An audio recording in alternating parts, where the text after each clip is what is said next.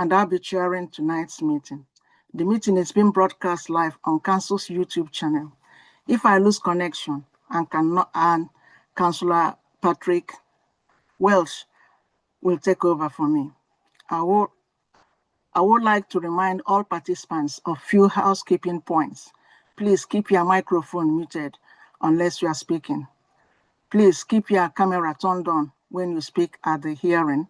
Please note that the chat function has been disabled. If parties wish to add any additional information other than the allocated time to speak, they must use the raise hand function so that they are not missed.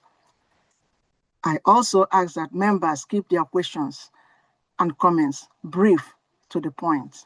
Now I move to item 1 on the agenda. Item 1, apologies for absence. No apologies for absence have been received. Item 2, declaration of interests. Do members have any declaration of interest on any of the 4 applications? No declarations, Chair. Thank you. Item 3, Fulham Football Ground, Stevenage Road, London, SW6 6HH. I would like to ask everyone participating to introduce yourself. As I call on you, we should have with us Craig Bellis. Craig? Hello, Chair. I'm the solicitor representing Fulham this evening. Thank you. Glenn Sutton? Hello, I'm Glenn Sutton. I'm Director at Fulham Beer at Fulham Football Club. Okay. We have Amy Mackenzie. Hi everyone, I am the Venue and Operations Director at Fulham Football Club. Okay, we have Gerta, the Council Solicitor. Good evening, Chair. Good evening. We have observers. I think they're observing on YouTube. They haven't joined the Zoom meeting. We have 2 students observing tonight, but they are watching it live on YouTube. Okay. Thank you. We have Adrian, the licensing manager. Present, Chair. Thank you. Good evening, everyone. Good evening. We have Fabian Simmons, licensing enforcement officer.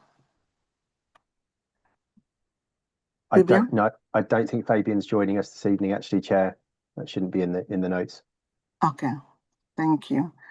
Okay, now we have the objectors, people objecting. We have Lisa and Roger Fanning and the local residents. They're speaking and representing on behalf of Christiana Akkad. Is that correct? Lisa and Roger? Yes, that's correct. So that's we're 3 objectors. Okay, thank you. And we have Jen Gardner. Yes, hi, I'm representing or speaking on behalf of the River Gardens Riverside flats, which are right next door to you. Okay. Right next door to Fulham Football Ground. Okay, we have Ben, resident.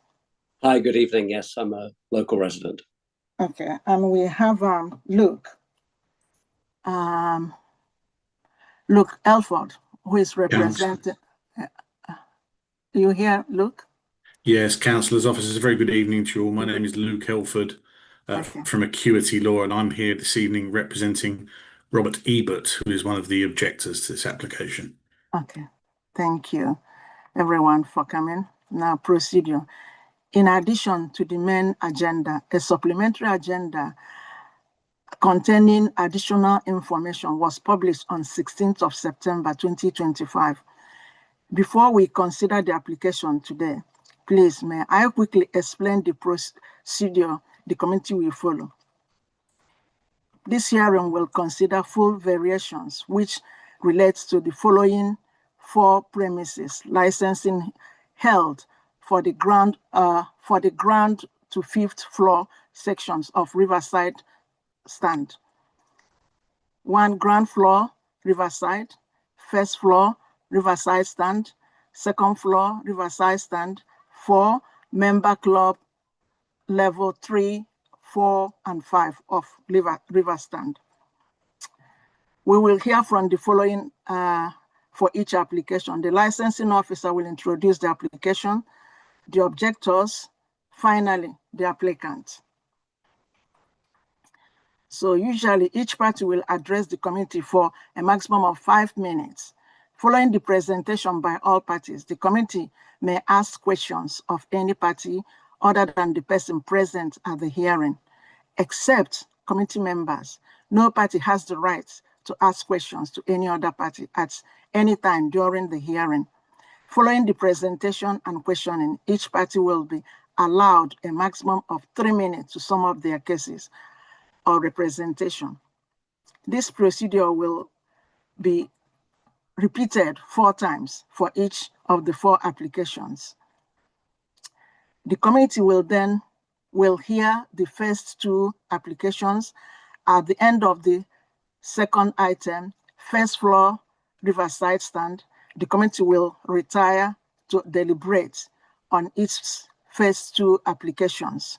Upon its return, I will announce 2 separate committees' decision of the following: ground floor Riverside Stand, second floor Riverside Stand. The committee will then consider the remaining 2 applications. At the end of the fourth item, member club and level 3 and 4 and 5 of Riverside Stand, the committee will then retire for deliberation on the remaining 2 applications. Upon its return, I will announce the remaining 2 separate committees' decision for the following: second floor Riverside Stand, members club level 3, 4, and 5 of Riverside Stand.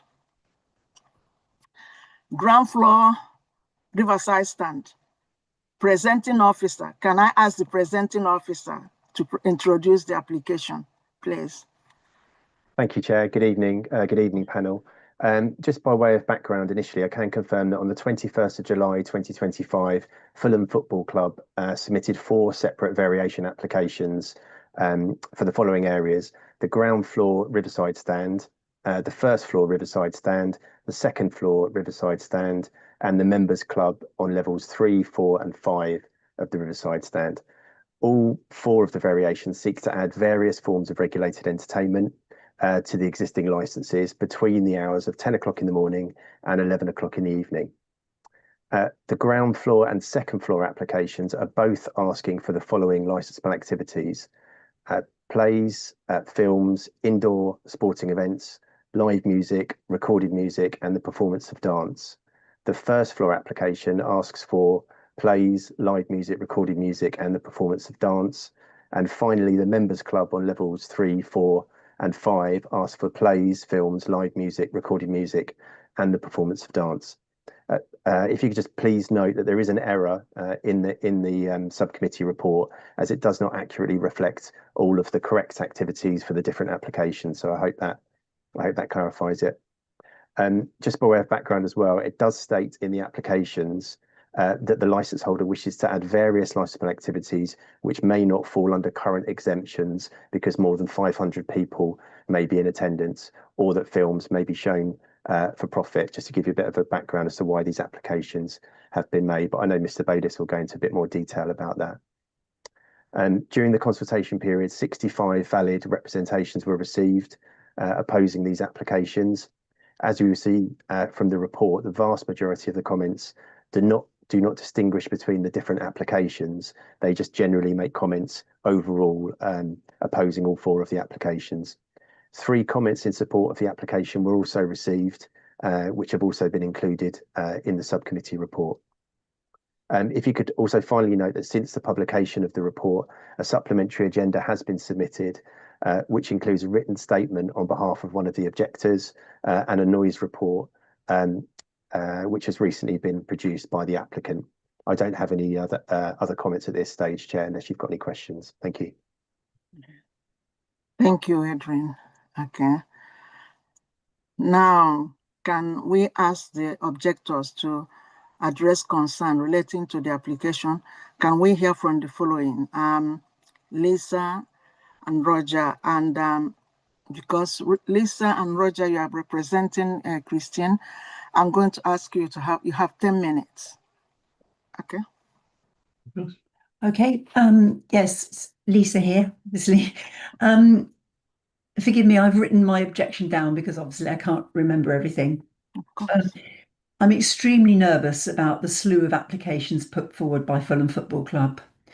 To put my viewpoint into context, I was born in Fulham and I've always lived there, as did 2 generations of my family before me.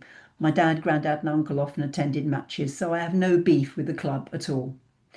But they're now big business and we need to be extremely careful that they will extract as much use as they can out of the site. The club is in a highly residential area. There are very few clubs that are nestled so much in a neighbourhood. Since the development of the new a lot higher than we all thought stand, the more they've gained, and thus the more they want, with consideration to local residents taking a downturn. All very well, the club offering the Fulham Football Club Foundation, Fulham Pier, etc. But if we're all being badly affected by noise and disruption caused by other things other than football matches, I think these things count for nothing. Live music, entertainment events, sporting events at the ground would undoubtedly cause the neighbourhood to have to put up with more noise, more traffic, more footfall and more rubbish. Live music and dance inside with unrestricted hours applied for in the Players Bar in Putney Southend at least can only mean people turning out any time of day or night, making their way along nearby streets. Lastly, I would like to quote a paragraph from a letter from Bayliss Associates which sums up the attitude which we as residents will have to encounter if other live events are allowed. Speaking of complaints from local residents, it is written, "We have already engaged with residents from nearby flats and are undertaking some independent noise monitoring to ensure that music noise is kept to an appropriate level." That says it all. Thank you very much. Thank you. Can I have Jen to speak? Jen, you have 5 minutes. Yeah.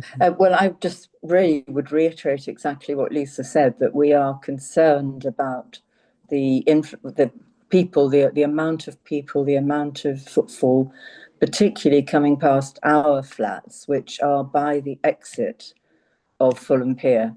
And there is only one exit. We learned that they cannot exit through Bishop's Park and after sunset.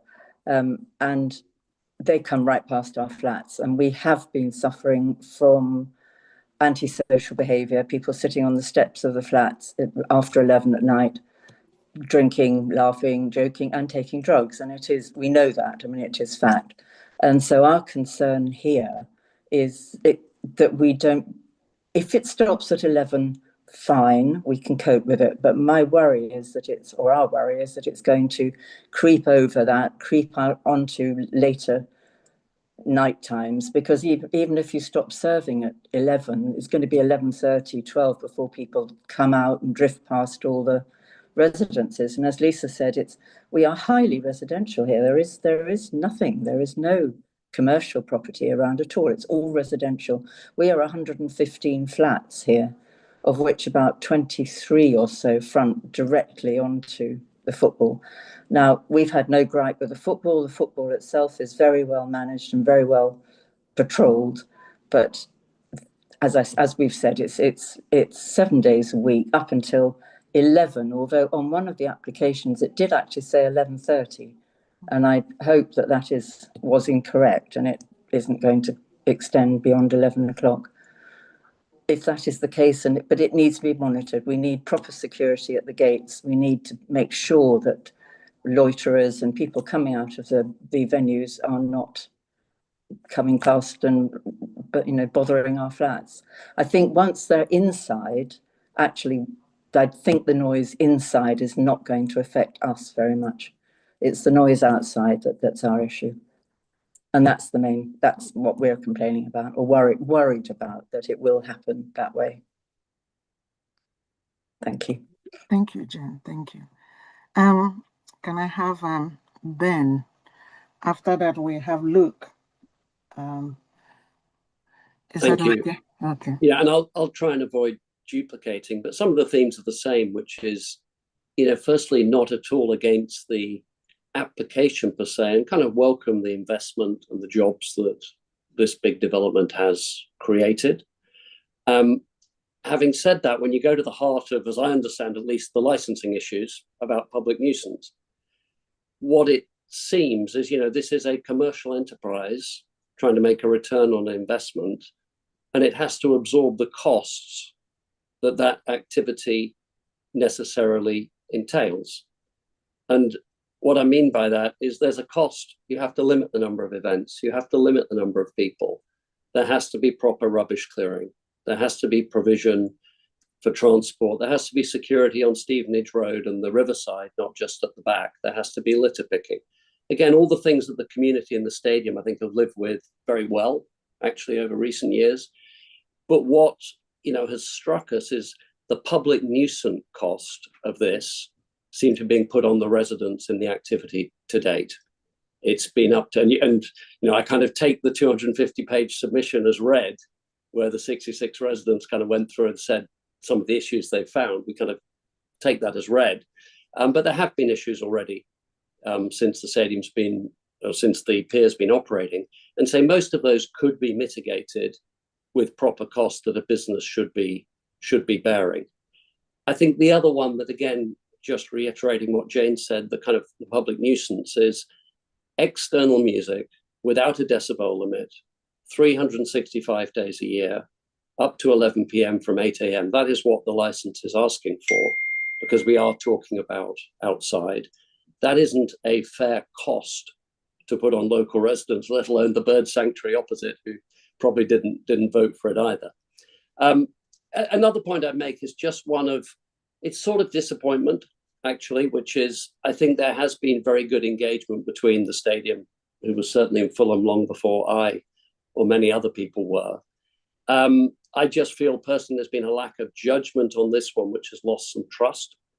And what I mean by that is the licensing application was literally put at, dog face height level over the summer outside the stadium, which I'm sure is technically absolutely correct and was absolutely following the letter of the licensing law, but it certainly wasn't following the spirit of consultation, that something that is so deeply in the community and is surrounded by flats should do.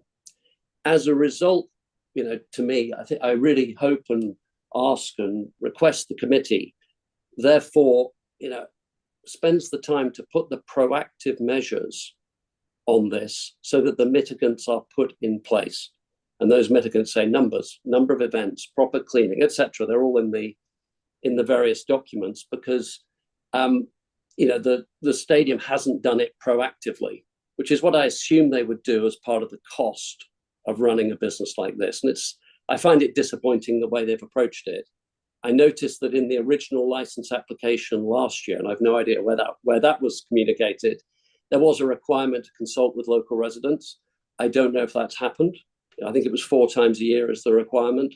Hopefully they're not in breach of the prior year, and that those things will get very carefully monitored. But say the final summary is, this is a large multi-million-dollar public enterprise, or sort of private enterprise, that I think people want to succeed. But if it's to be sustainable and meet the licensing objectives, it needs to bear the costs of mitigating these issues that it will cause to the local community. And it's been disappointing, frankly, it hasn't done that proactively in putting in such a completely broad licensing application to date. Thank you. Thank you, Ben. Now, can I have Luke speaking on behalf of Ebert? Luke? Thank you, Chair. Chair, I don't know if you've seen, Mr. Flynn wanted to speak. He was he's there with Mrs. Flynn, and he didn't get a chance. Perhaps he could go, and then I shall go afterwards. Okay. Okay. I did allow them 10 minutes, which is both can share 5 minutes.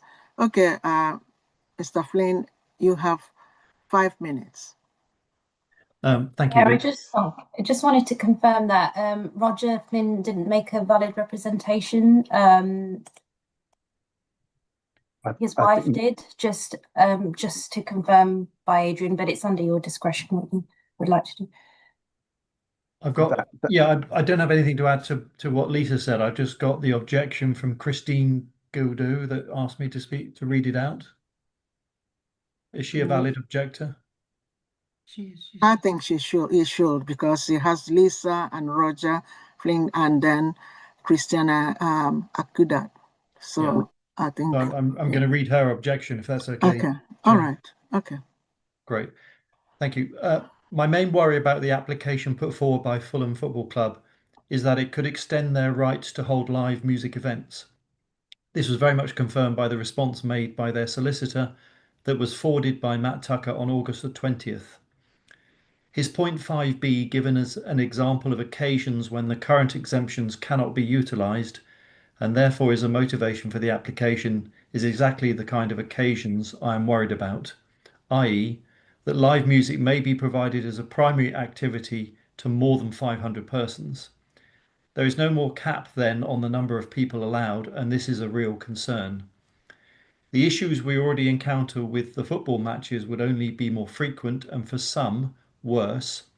Noise, including late in the night football in our streets, people using our bins to dump their garbage, drunken people misbehaving, traffic in Fulham Palace Road.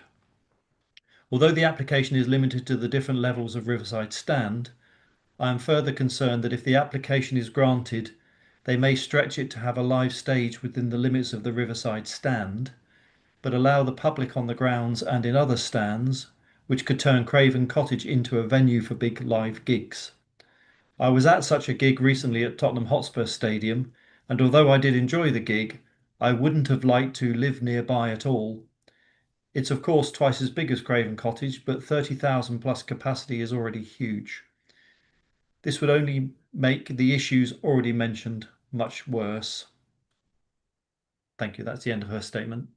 Okay. Thank you so much, Mr. Flynn. Now, can we go back to Luke? Thank you, Chair. Good evening, everybody. As mentioned, I appear on behalf of Mr. Robert Ebert.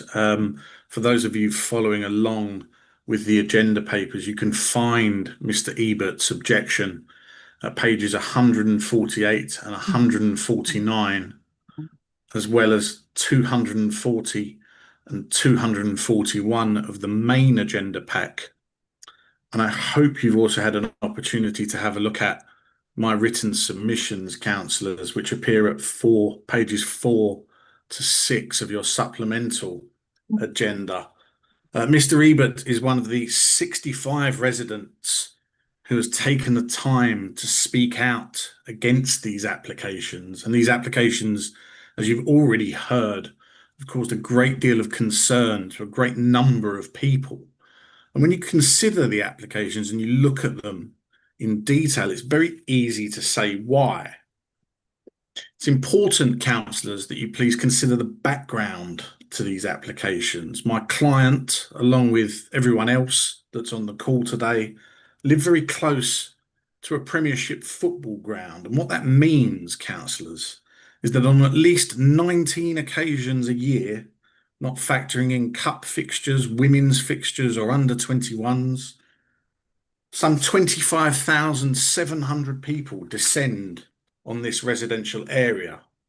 Now, as you've heard, the residents by and large accept a certain degree of inconvenience and disturbance that goes along with those events, and that is part and parcel of living close to a stadium.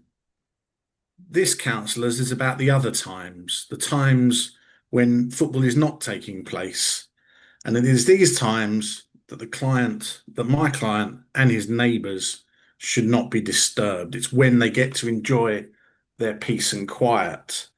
And it's into that peace and quiet, councillors, that Fulham Football Club want to inject, potentially, one, very large numbers of people, with 4 licences in total, with no capacities given on them.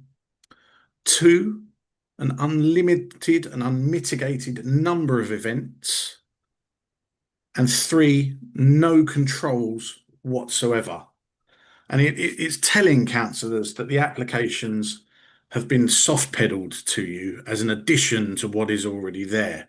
But I want to encourage you all, please, to think of these applications in isolation. If I was to apply to you for licenses, for example, that allowed boxing, music, etc., for up to 5,000 people with no conditions offered whatsoever, you would rightfully laugh me out of the committee chamber. But that is what Fulham Football Club are doing this evening. It's incomprehensible that they've not offered you any control measures, and it's deeply concerning that they can claim to promote the licensing objectives on that basis. It's somewhat unusual that we've not heard from Fulham Football Club first. Normally the applicant would go first, but they will likely say that their existing conditions are sufficient to mitigate any of residents' concerns. They're not by a long shot. It's also not the committee's job here, councillors, to take these applications and make them fit for purpose. That should have been done by the applicant, and the absence of detail is a key feature. And we have no details, and I'm sure we'll hear from Mr. Bayliss in due course about exactly what these events are going to entail and how they're going to be managed. We have at this very late stage a noise report, but it was only published yesterday, so nobody has had time to really consider it or get a second opinion from anyone. Frankly, councillors, for applications of this size, that should have been done in advance. There's no details, councillors, of how these additional activities will be handled. Now, I'm sure the club will say, well, we're a football club, we handle football matches very well, we can therefore handle anything. But these are different types of events, different crowds, and a lot of the handling in football terms is done by the police, who simply won't be near or by when it comes to these events. So there won't be a similar... I'm going to stop you there, Mr. Ilford, because you have passed 1 minute past your time. So I'm going to stop you there. Okay, well, look, as I said, you know, if you're going to grant these applications... I'm sorry, there will be summing up. When you come to sum up, you can sum up, because there'll be more time. There'll be another time, please. You know, sorry. I need to go to the solicitor to speak, and the applicant solicitor to speak, and you have 25 minutes. Thank you, Chair.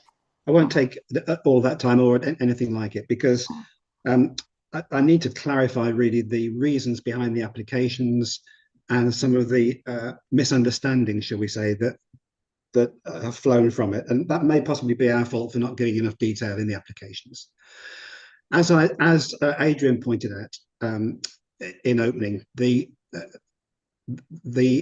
permission to put on live or recorded music for up to 500 people is already there. We can do 90% of what we want to do without these applications going through at all. The applications simply arise because there may be occasions when more than 500 people, which is as Greta will tell you when you retire, the exemption level, when we want to provide music or recorded music as a primary activity to more than 500 people on any of the levels. It's an infrequent practice, because most of the time that music is provided here it's not a primary activity, it's background, and it's ancillary to something else going on, be it the provision of food or be it a football match. A good example would be, for example, boat race day, when we have a lot of people attending at the Riverside on the ground floor. I'm told, and I'll ask Glenn to amplify this for us in a minute, but between 3,000 and 4,000 people can be in attendance in that space on boat race day. And it may well be that we have live music from somebody who's well known, which could be construed as a primary activity. But it's not our intention by any stretch of the imagination to have events where there are more than 500 people attending for live or recorded music on multiple occasions through the year. Concerns been expressed about external activity. All of the applications state quite clearly that the licensable activity will be indoors. There is no musical activity going to take place outdoors, and no noise flowing from that outdoors. It's all inside. And so the only issue that there may be concerns about are possibly dispersal or possibly noise from people leaving when they leave.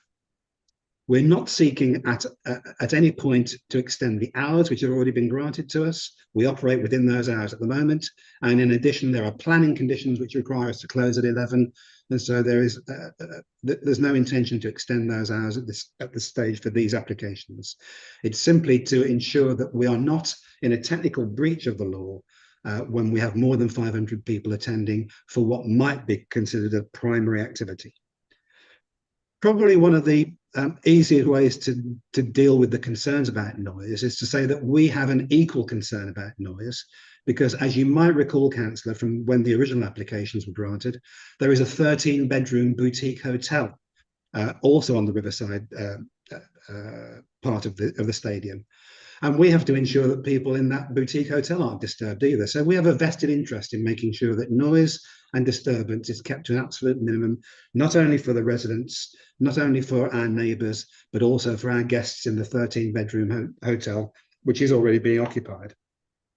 The other point I think I ought to stress at this stage is that there's been no objection to any of these applications from any of the responsible authorities. The concerns appear to be about external music noise. Well, there won't be any because all the activity will be indoors, and the possibility of turning the stadium into a rock venue or a music venue. But again, all of these applications relate only to the 4 licenses which are on the riverside side of the stadium. I'm going to ask Glenn to turn his audio and visual on, just so that I can ask him a few questions to help to amplify what I've already told you, Councillor, if I may. Glenn? Hi. Yeah. Glenn, as far as the activities are concerned which might involve more than 500 people, can you give us some ideas about that? I've already mentioned the boat race as an example, when you might have 2,000 or 3,000 people. Match days, potentially, when I think you have a DJ playing in the background on match days on the ground floor. Yeah, absolutely. So sometimes we've got live music happening in the ground floor space. We have a central activation space within Riverside Market. And we sometimes do activities from there and music from there. Because the area is a free-flowing public space, you know, subject to planning conditions, we on days other than match days, we keep the gates open and welcome anybody that comes by and walks by. As you rightly mentioned, we want to just make sure we wouldn't be in breach of our conditions at any point were we to find ourselves in receipt of more than 500 people coming along to listen to some activity in that area, which, because it's mostly free flowing, non-ticketed for these events, you know, anybody can come along, and most of what we put on is free to air. There would be some risk that we would actually have to start to close the Riverside Walk to meet the licensing requirements if something like that was going on. And more often than not, we do not want to apply for closures of the Riverside Walk. We want to keep it open and free flowing for the public. So this alteration of condition would make sure that we weren't in breach of that. But it isn't something we consider we'll be doing day in, day out. And as was already mentioned, we've begun to undertake independent noise assessments in the area to help us understand the impact of any noise internally or externally. We're spending more time and effort to understand how that's working in the local area. We've had a discussion about the frequency of events where you might have more than 500 people, and you're prepared to offer a condition to the committee that there will be no more than 24 occasions per calendar year when you might have more than 500 people attending an event where music would be a primary activity. Yeah, that's absolutely right. Well, I think we're comfortable with some restriction being placed on that. And in terms of the hotel? Yeah, as you rightly mentioned, the hotel is, we have guests staying in the hotel at the moment, albeit them test guest stays at the moment. We go live to the public in the next week or so. So we have a jointly held incentive and responsibility to maintain a peaceful area, especially after hours. We've we've had a good summer in the UK, and we've had a busy first summer at Fulham Pier, and we've been learning a lot. We don't always get everything right in the beginning, but we've been learning a lot and adjusting our protocols and procedures as we've gone along. And yeah, I would say that we're jointly incentivized. We recently met with residents from the flats on that corner, and of course we have a lot of residents come in and use Fulham Pier on a day-to-day basis, come and stop, you know, on their dog walk or jog or come for a coffee. So we do speak with residents very, very regularly.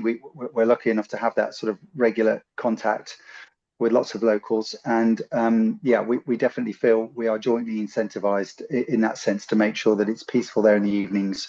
We will have up to 26 people resident in that hotel at any point in time, and I'm sure we will get our ears bent if it is noisy and if we are disturbing people who've paid for a night's rest there. So we hold a joint incentive with the residents to maintain a peaceful environment. And it's probably worth mentioning that apart from the ground floor, which has doors that can be opened in good weather, the rest of the floors are all completely enclosed. Rest of the floors are enclosed, yeah. So all of the areas are glazed, and we don't open those doors or emit any noise from those. We have 2 roof terraces, as you know. We don't play any live music or amplified music on the roof terrace that's closest to the resident blocks. That also happens to be the roof terrace that's above our hotel. So again, a joint incentive. Yeah, I don't think there's anything else I want to say at this stage. I think that just sets out the picture for you. So happy to take questions. Okay, thank you, Craig. Can I ask each committee member to ask questions of any party about the application and issues that has been raised at the hearing in relation to 4 licensing objectives: the prevention of crime and disorder, public safety, prevention of public nuisance, protection of children from harm. Okay, so the councillors. Okay, I have Councillor Patrick Walsh. Thank you, Chair. I'm not sure if this is going to be for Amy or if the applicant's solicitor could advise. Who is responsible for post-event clear up at present? Glenn, do you want to deal with that in terms of dealing with rubbish, trash, and generally making sure that the outside is cleared up? So is that yourself? Glenn? I'll let Amy take that one. Amy's probably okay. best placed to answer that one.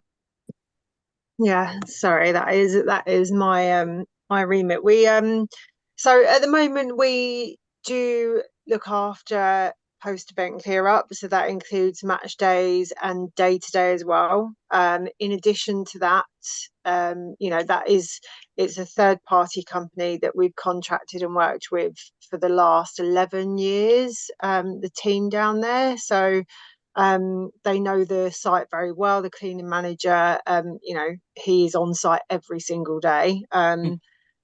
And we also have an agreement with the council as well, where we actually have funded post-event cleanup and day-to-day cleanup of the local parks. So that is also something that we have an agreement in place with LBH. Thank you, Amy. And then my question in particular is, obviously, you have contractors to cover the site itself. And then how far beyond the site's boundaries itself do you go into kind of local streets for cleanup, or is that something that's covered by your contractor? Yeah, so our contractor, they generally tend to do what we call the sort of immediate alphabet streets, as we refer to them, off of Stevenage Road.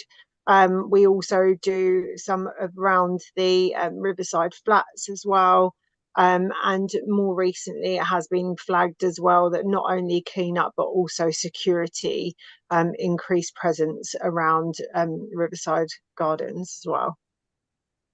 Thank you. Obviously, appreciating that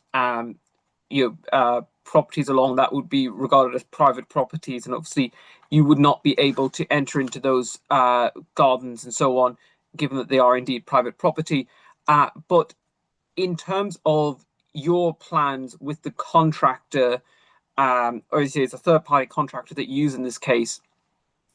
At present, this would be based on the football events, but given that there may be some non-football events, would the same contractors and the same degree and levels of cleanup be extended into all of these proposed events as well?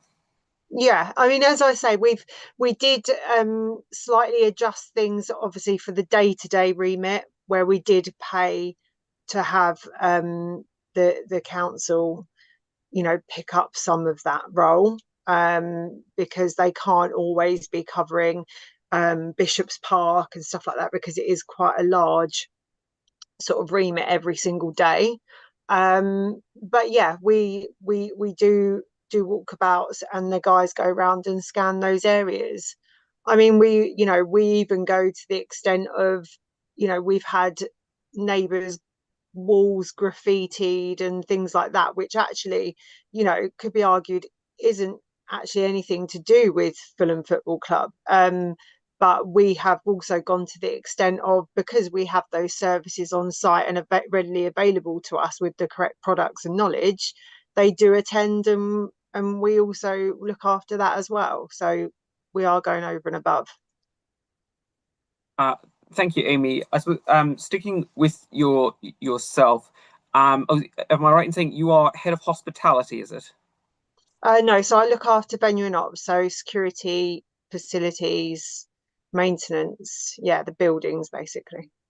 Okay, well. And so who is the person, I suppose, on the call that would be responsible for the training and maintaining of staff, in particular regarding the serving of alcohol? That would be me.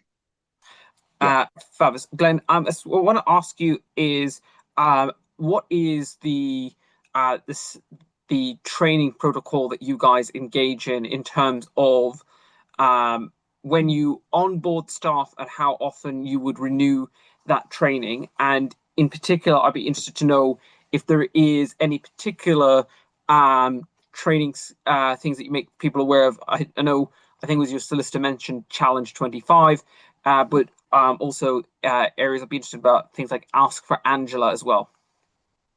Yeah, good question. We have a regular training program. It operates at different levels. So obviously, as you'd expect, we've got a number of designated premises supervisors. So they have to complete the mandatory training to make sure that they can supervise licensed areas. And we always have DPSs on duty in each of the floors to make sure that there's correct supervision of the sale of alcohol. Below that, obviously high level of qualification, we then run regular training sessions with staff as part of their induction to the role. So there's a staff induction process. It covers Challenge 25. It covers things like Ask Angela, and it covers a host of other things about how to escalate issues. We're very lucky on site in many ways, because we have access to way more resource than the average licensed premises. The average licensed premises doesn't have a full-time safety officer, access to fire officers, access to medics, access to medical rooms, access to the surveillance technology that we have to install because of our match day requirements. So we in almost all of these areas of kind of compliance and monitoring, we reach a much higher level than an average entertainment or licensed venue would have to. And to the point that was made earlier about, match days being well ran, I would like to reassure people the exact same safety security team oversee every day as well as match day. There is no separation in those teams. That responsibility is jointly held by those safety teams. So the same people that are overseeing the safety and security on match day and the overseeing of licensed premises on match day, that's the same team that are looking after that premises outside of match day and hold that responsibility. So it'd be your team, Glenn, and Amy's team that would continue to be operating, is that correct, on non-match day events? Yeah. Okay, so it's not going to third parties. No, we don't flip over those teams at all. We need the continuity between those teams, because we all, as you approach match day, you always need to make sure you're adopting the right protocols. And as a result of that, obviously the surveillance that we've got around the venue and the monitoring that we've got around the venue is what way exceeds any normal licensed premises. We're very lucky to have that amenity. We've obviously bolstered those resources. So if you compared Craven Cottage as a venue pre the Fulham Pier opening, the kind of sort of baseline security and safety levels of resource and team outside of match day would have been quite low. That's obviously been escalated. So I think to a point Mr. Monaghan made earlier about whether or not we incur additional costs to operate these licenses outside of match day. We definitely do, because we bolster all of those services compared to the level that they would have been at previously when the venue wasn't in operation for football. There's a huge investment in security and safety at the site outside of match day. Excellent. If I could just probe you slightly on the point, obviously, I appreciate you say about induction in particular being part of that training and getting people familiar with. How often is that training renewed in terms of reminding people, but also, updating people about issues of best practice? Yeah, it's a good question. I mean, I think in hospitality venues, when you run very long hours of the day, 8 a.m. in the morning until 11 p.m. at night, 7 days a week, in order to capture all your staff in training, a lot of training needs to be dealt with in the daily briefings and ongoing, really. So the job of the designated premises supervisors is to monitor their teams in real time, to look at their behaviour with guests, to make sure that they're applying the licensing regulations in the correct sort of appropriate way, and to pick it up in real time and do training on the spot. We don't wait for a training session to remind people what the standard is. That happens live all the time, and it has to, actually, because we have a lot of staff on site and a lot of staff that have this delegated responsibility of serving alcohol to the public. So we don't wait for individual training sessions. We don't do these things necessarily quarterly or annually, because it just isn't enough. You have to work with your teams all day long, and you have to provide close monitoring. And as situations develop, as they can do, and as they can do quite quickly, if there's personnel that arrive, members of the public that arrive already inebriated to the venue, you need to be reacting to those things in the moment, not waiting for a training session to deal with them. So the job of the DPS is to be alongside the teams all the time, giving them that guidance. Thank you. I'm going to ask one question before I hand back, Chair. I wanted to pick up on a point that was raised by Mr. Monaghan regarding, I think it was referred to as a consultation about 4 times a year that was, I think, required to take place between, obviously, the club and residents. Is there any, firstly, to ask, has that ever actually taken place? Do these meetings take place regularly? Been a number of residents' consultations over the years. I would have to look into the detail of the schedule of the last ones. I don't have that to hand, but we could come back to you with some details on when the previous ones were held. Okay, so you don't have any minutes to hand to clarify if these have previously taken place? Not in front of me at the moment, no. But I'm sure that's something we could clarify after this. Right. Okay. I'm going to hand back at this stage, Chair. But thank you. Thank you so much. And Councillor Afghan has got her hands up. So, and Councillor, fire on your questions. Thank you, Chair. So my question is about, it's probably for Craig, I think. You've said that you'd be adding plays, films, indoor boxing events, wrestling events, dancing. So all those events will take indoors. What is the capacity that you have indoors, and where exactly indoors do you want to have those events, and what's the capacity that you have? Let's say for a boxing match. We haven't applied for boxing. It's just indoor sporting events. So what we're trying to do here is just to capture as wide a range as possible of things that might take place. So, for example, it might be a darts match. It might be snooker. It might be a ping pong match in terms of indoor sporting events. A performance of dance might be getting an external ballet company to come in and give a performance. But the capacities are regulated by the fire risk assessment documents, not by the license in these particular cases. I don't know off the top of my head what the capacities are. The members club will have a bigger capacity because it's over 3 floors. And as far as the first and second floors are concerned, they have partition walls which are foldable, collapsible, so you can make big space or small space depending on the type of event that you're going to have. But as I was saying earlier on, we don't anticipate that events of more than 500 people are going to take place that often, and that's why I'm offering the limit of 24 per calendar year. Okay, fair enough. But what I am trying to do is trying to triangulate the kind of sport events that will take place, because depending on the sport event, the kind of people that come to that sport event will be different. And obviously the timings of those sport events will be different. Dispersal timings will be different, and that will affect local transport accordingly. So hopefully you'll be able to give me a more clear answer as to the kind of events you want to take place. I want to talk about noise mitigation, and I want to know that what kind of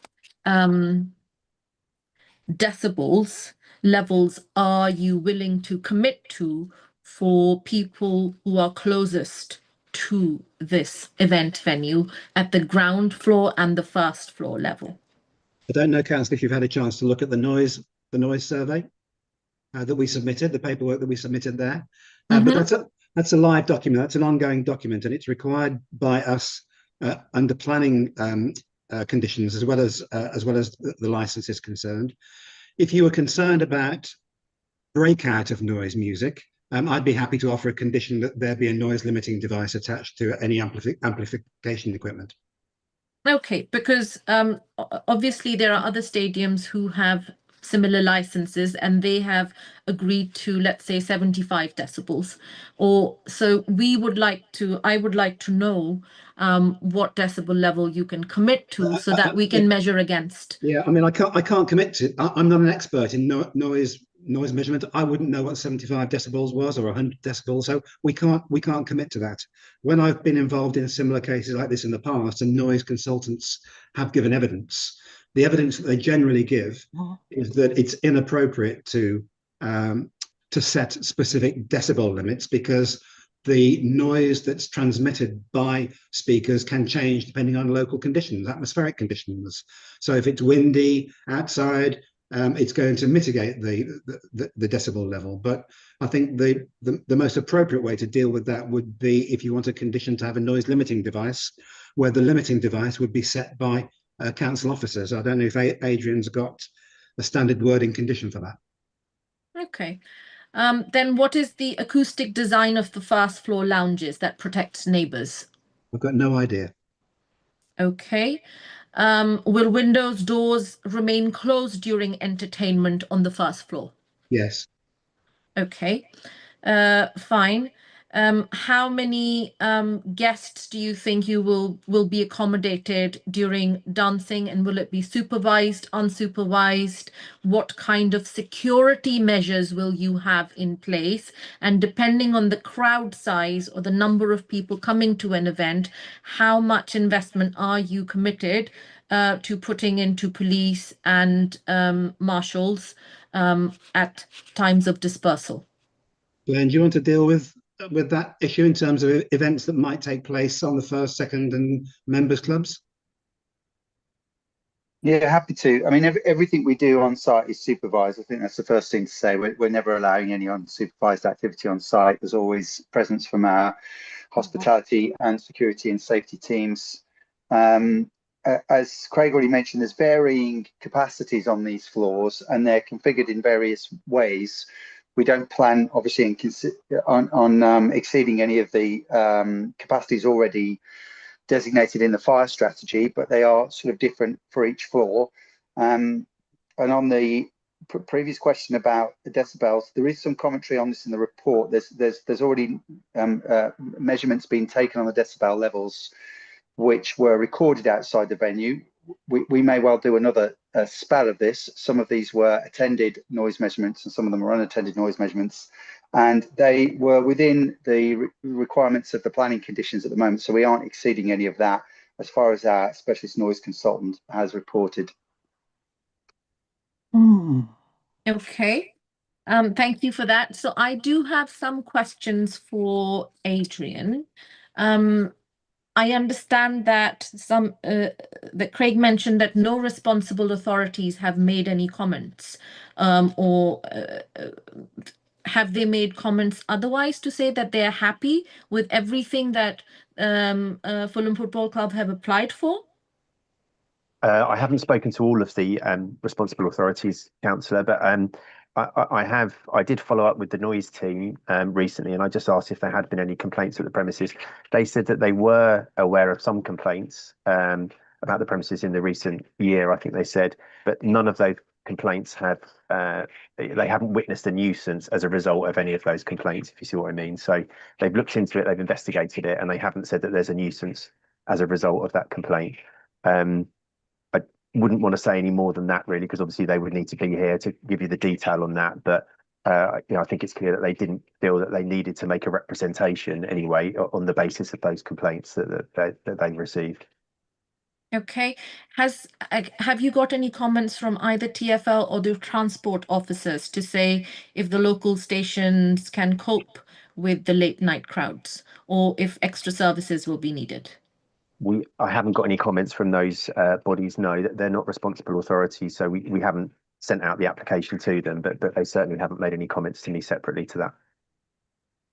Okay, have you received anything from Met Police to say if they are happy with these events taking place, and is there a capacity to deal with intoxicated patrons leaving the first floor? Have you heard anything from fire and building control?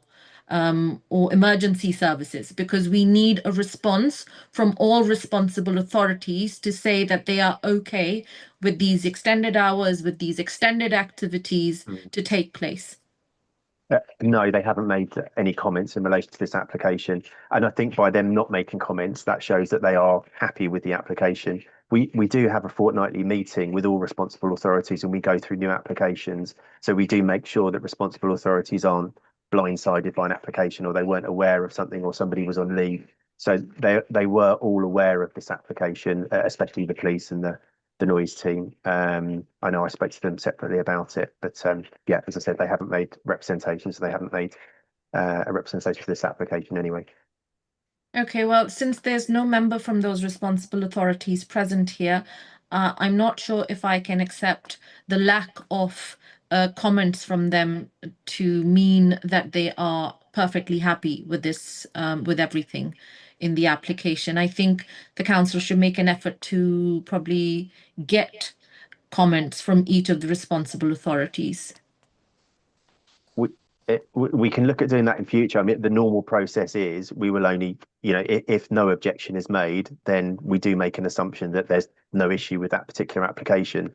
The problem being is if we didn't get somebody who came back and said, I've got no problem with this, we would then have to assume and have to have a committee on the basis that they are making an objection, when it may be that actually they've just missed that particular piece of correspondence and they haven't managed to send it. But I can take that on board, and obviously if there's particular concerns about a particular responsible authority, we can follow that up afterwards and and ask if they can maybe speak to the applicant about any concerns they might have. Okay, and can I ask one question of Amy in terms of security?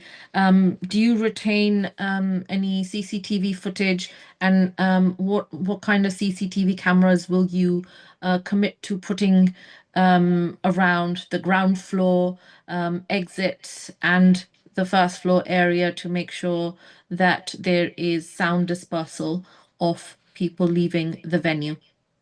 Yep, I would gladly pick that up. So just as general, obviously this isn't extending hours. We do have a good relationship with the police, with the safety authority group that we do meet with. We have London Fire Brigade on site regularly. We have the London Ambulance Service on site regularly. We have a very good relationship with all of them. The venue itself is overly equipped for anything that these applications are covering us for. We have advanced technology to the point where it will even detect a bag that has been stationary for over a minute in one place, and it will flag that to our control room. So we are perfectly capable of monitoring and ensuring that these events go forward safely. Our safety officer alone has over 30 years experience from the Met Police.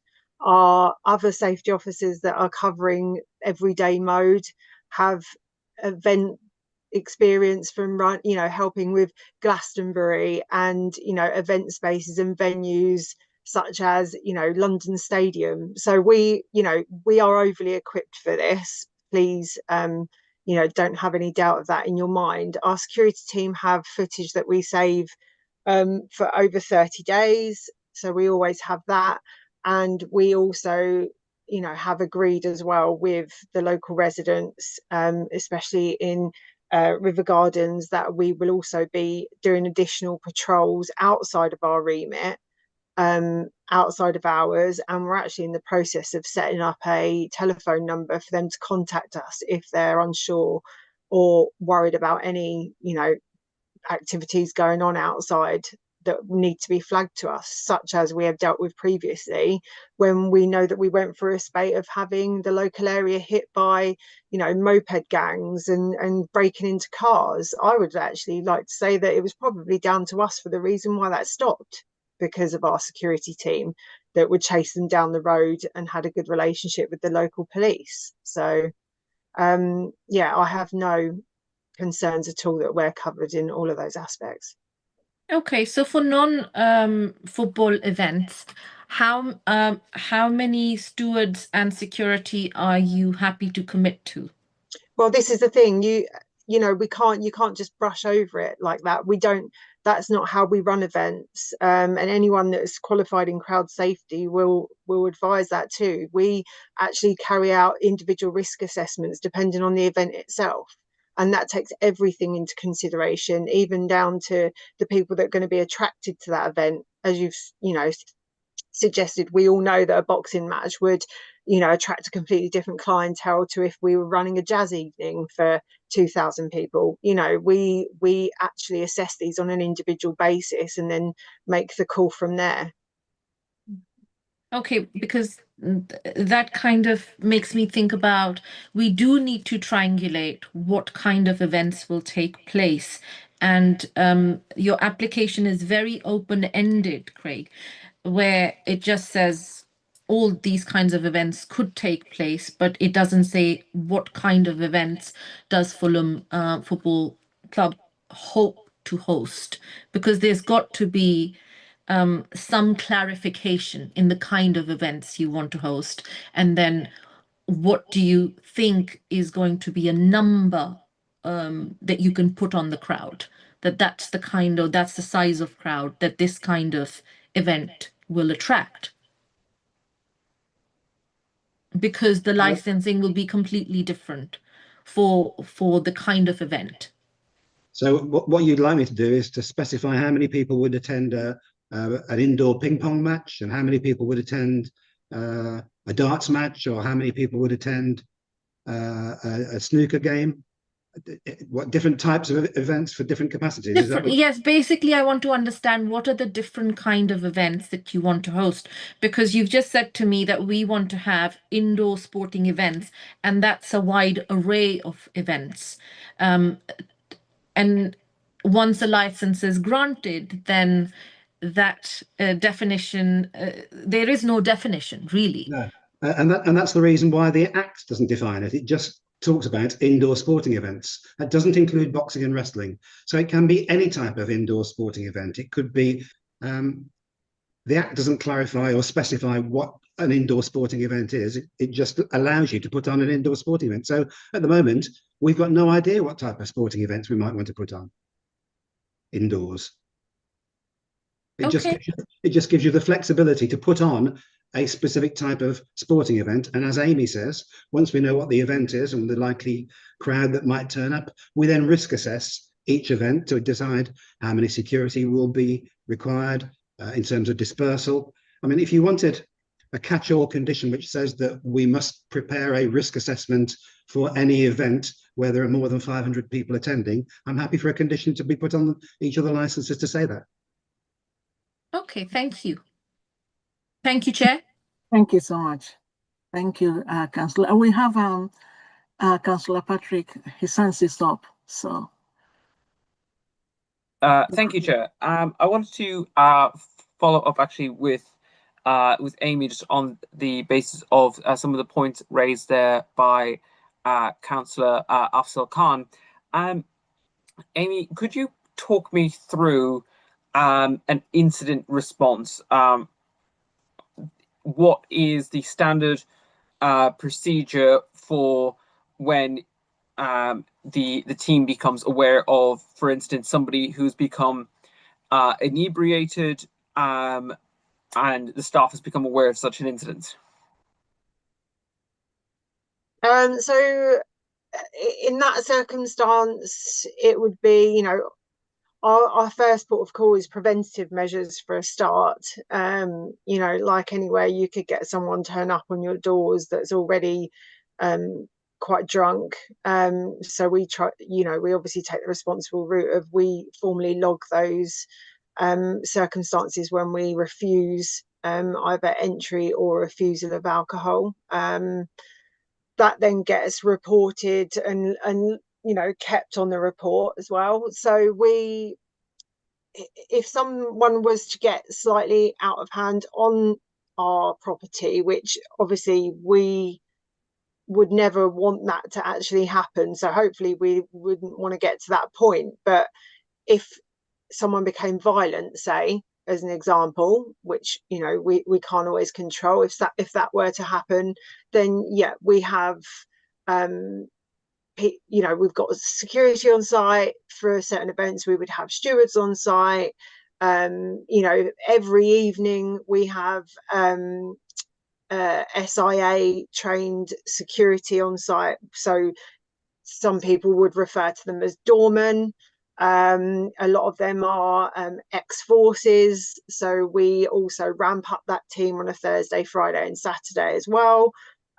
Luckily, we have not had to use any type of force since opening. So it, you know, we do go over and above to the fact that if we were to have someone that we had to kick off of site, say, we wouldn't necessarily just push them out onto the road. It would also be a case of, you know, the police would be informed if we thought that they were going to be a nuisance. You know, we would have circumstances where we would have, you know, them guided to the local bus stop or the local train station.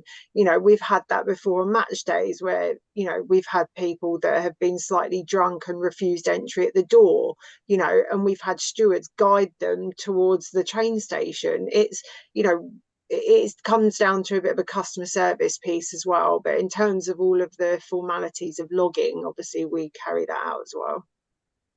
And just to probe you slightly on the matter of recording, is there a single, like obviously, I think was it yourself or your colleague Glenn that mentioned your DBSs?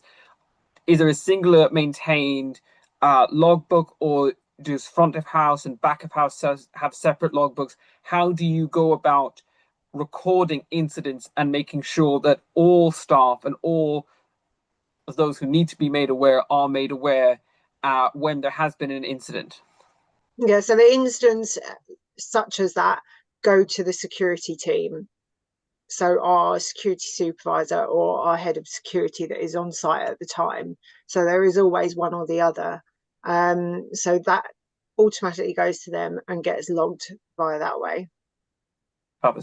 And then again, I think it was from the question of Councillor Afzal Khan about, I think you said you recorded, your CCTV maintains for 30 days, is that correct? Yeah, I think it's actually beyond 30 days. And in the event of a blue lights call on site, is there a guided procedure that staff are aware of, or are you able to speak to the process where you've had or in the event of a blue lights call to the site? No, we've not actually had to deal with that. So the only blue lighters calls that we've had to deal with is when we've had people break in overnight to try and get onto the football pitch. So it's completely unrelated to Fulham Pier. But is there a process in that event, in the event that such a thing were to happen? Do you have a plan in place already? I mean, we have a Blue Lights Call. We have a good relationship with all of the local enforcement, including the PCSOs as well.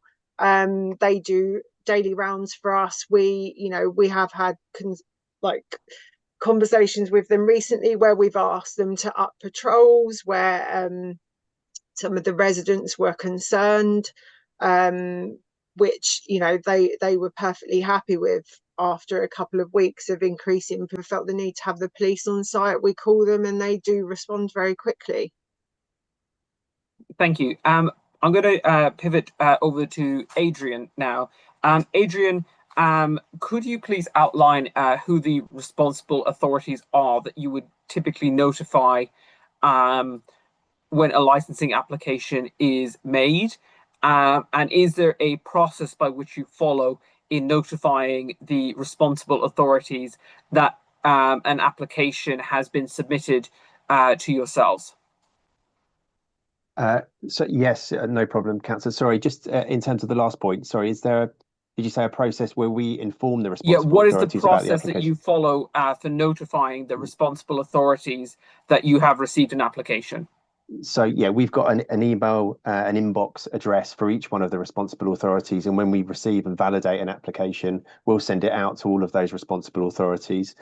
So that includes public health, the noise team, the health and safety team, the police, trading standards and health and safety, and child protection as well. So there's a number of different responsible authorities that we will send that out to. And also, sorry, the Home Office immigration team as well. And typically, how far in advance of the scheduling of a committee would you notify these responsible authorities? So we would tell them as soon as the application's validated, the application then is then sent out to all of those responsible authorities. So they've got 28 days to consider that application. And as I mentioned previously as well, we have this licensing action group meeting fortnightly where we invite responsible authorities to that meeting, and we go through new applications that are out to consultation just to remind people what's currently in its consultation period, what the application's for, etc., to make sure that things don't slip through the net. If a representative from a responsible authority can't make that meeting, we do send round minutes and an agenda for that meeting so they can again see what's in that 28-day consultation period, really just in an effort to make sure that things aren't missed and that everyone's seen all the applications that we validate. And is that meeting typically engaged with, do you typically have representation from the responsible authorities at your meeting? We do, yeah, not always. Say, for example, the fire authority, we had the meeting this morning actually, and say, for example, the fire authority wasn't there, but they will then receive minutes of that meeting and they'll receive the new applications that will be circulated. So they'll be aware that there's a particular application out to consultation. So typically speaking, the majority of responsible authorities would attend and engage with this process? I wouldn't say the majority of responsible authorities attend the meeting, but the majority, I mean, I know that all responsible authorities will read the emails, and they'll be aware of what's in the consultation period. You do tend to find that some responsible authorities are more engaged with the licensing process than others. Say, for example, the police, trading standards or the noise team tend to make more representations than, say, for example, the fire authority. Mainly because the fire authority has got other legislation that they use to control premises, or health and safety. Colleagues in health and safety might use other legislation to control premises rather than the Licensing Act. Thank you, Adrian, and thank you, Chair. No further questions at this time. Thank you so much, Councillor, and thank you, Adrian, for explaining to details. I think I just have one question. I think okay, I have Councillor Afghan. Another question from her. Okay. Yes.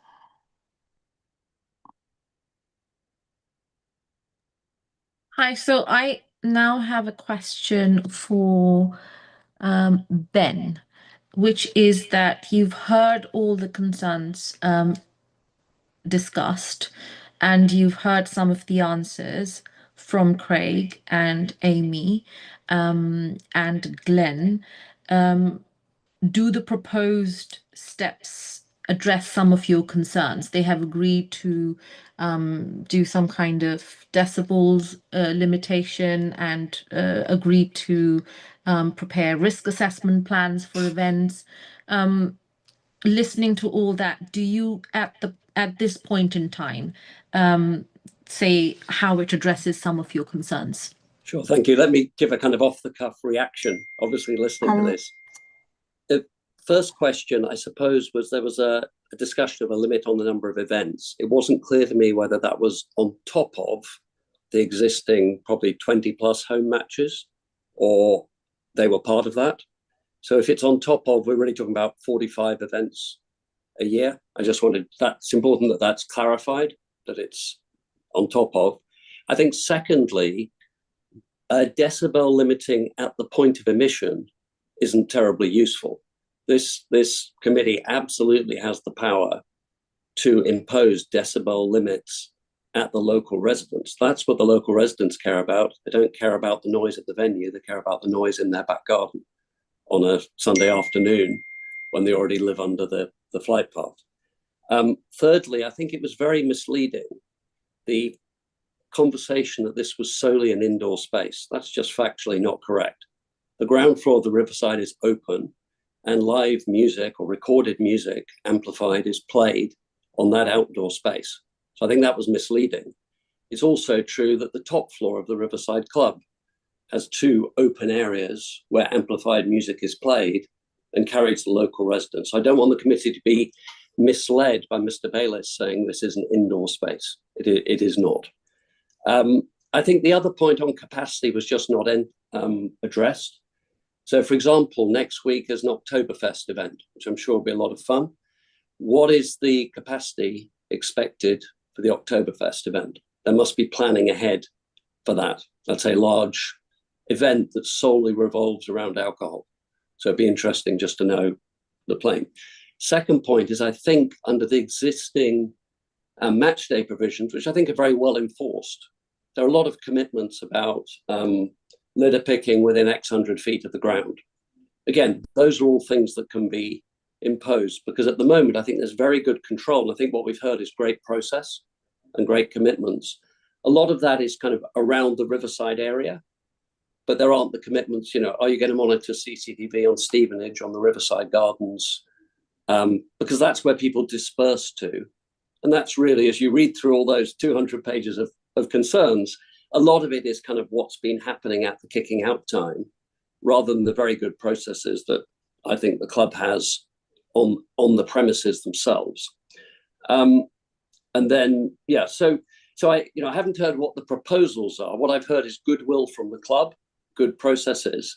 I think it'd be great if some of those were just turned into license commitments, in particular, decibels at the nearest properties, because that can be measured, it can be enforced, it's within the committee's power.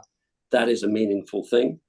And, and then it's really this commitment to engage with the residents to find the cheapest possible mitigants, frankly. That's what people want. No one wants to have hassles not needed. And say that was a condition of your license last year. That was imposed by this committee, 4 resident meetings a year. If they haven't happened, again, those should happen. Sorry, Ben, you should be able to tell us whether the meeting has taken place or not, as being part of the committee, as being part of the residents. So, has the meeting taken place? I'll ask you directly, Ben.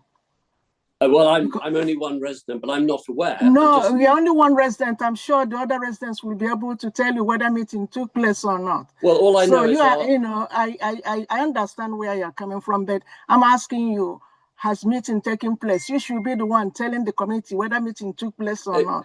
To my knowledge, our local neighbourhood group has not been asked. The neighbourhood watch group has not been invited to a residents' meeting. I do know when there was an original consultation about the stand, we were all invited and were shown something very different to what's happened. But as far as I'm aware, that condition hasn't been met. And I think it would be good if it was, because it could probably solve a lot of these issues in a very different forum to this one. Thank you.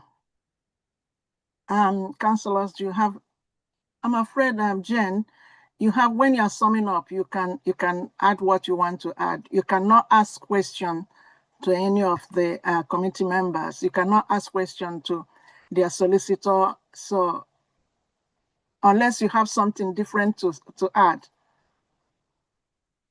I can hear you. Unmute. I have to leave, unfortunately. I just wanted to get the answer from Glenn that Ben just asked about whether it's 24 functions over and above the football matches. That's all. No, sorry, no, Glenn. Okay, You cannot answer that question. She can ask questions. She can't. But so, councillors can ask, committee members can ask those questions, but not from. Chair, if I may ask on behalf of the residents, if Craig could clarify that question, please. Okay, thank you. Yeah, no problem at all. The condition that I'm offering is that there shall be no more than 24 occasions per calendar year when regulated entertainment is provided to more than 500 people. Does that answer your question? Oh, so including football matches? Yes, 24 occasions per calendar year. Okay, thank you very much. Okay. Any more questions? I just have one question. I think my question has already been asked. It just, my question is, how many licensed door supervisor will each floor have? Amy? How many licensed supervisor will each floor have? So we work to obviously capacities for every level. The largest capacity held would be on our ground floor level. I'd need to get the exact number, but you're looking at around an average of 4,000, depending on the setup in there. No, I'm asking how many supervised, how many supervisors, door supervisors will you have on each floor? Security, Amy.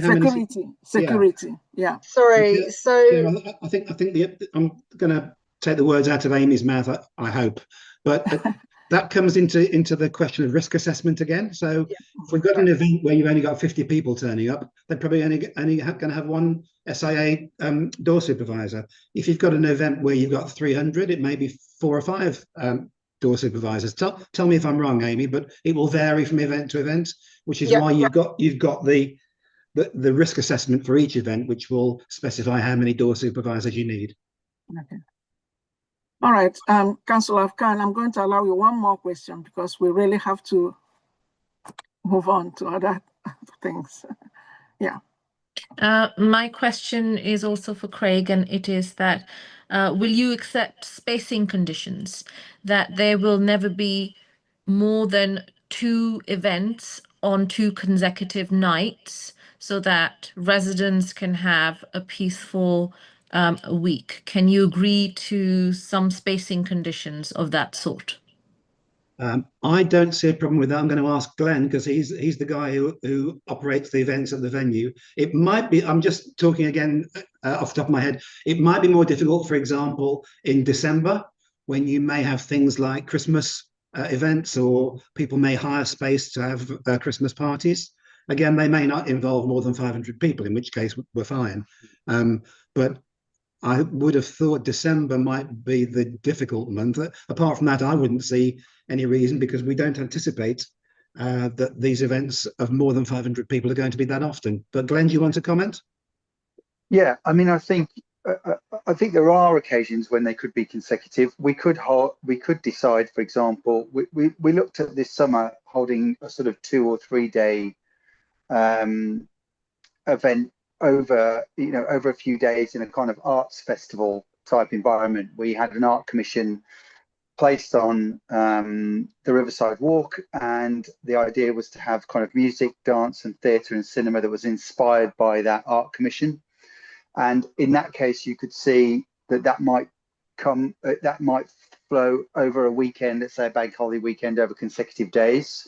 But obviously, we'd be operating within that annual cap that we've offered. So if we used up you know, 2 days worth of those events doing that, we would simply operate less the rest of the time around. But those are the sort of things that we're interested in doing. I don't, in the most case, we don't have a great issue with the events that we put on because we have a, you know, nice patronage.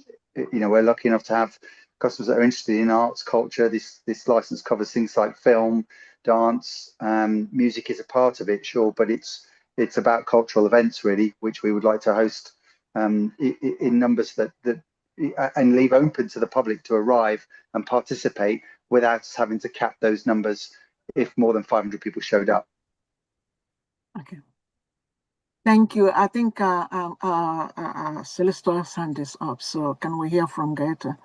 Yes, can I please clarify, Greg, the condition about the 20 occasion per, so no more than 20 occasion per calendar year for these types of events that you are applying for will take place at the premises which involve more than 500 people. 24. This is what you proposed. I said Sorry? 24, so two per month, I'm thinking. Oh, 24. Okay. Yeah. Sorry. Yeah. I just want to make a note of this. And it was a Across question. all licenses. Across all licenses, yes. But this will not include the football matches? Or it will? The 24? Yes, it will include the football matches, yeah. This will include the football. Okay. Yeah. I just wanted to clarify. Thank you. Now we move on to summing up. Please, can I ask the licensing officer to sum up, please? 3 minutes. Oh, sorry, Chair. No, I was just going to add that in terms of the noise limiter, there is a condition in our pool of conditions that deals with that, and I've sent that over to Goethe for you to consider when you retire, but nothing else from me. Thank you. Okay, thank you so much. Now we have the objectors. We have Lisa and Roger. You have 6 minutes because you're including Christina as well. So where is Lisa there? Roger?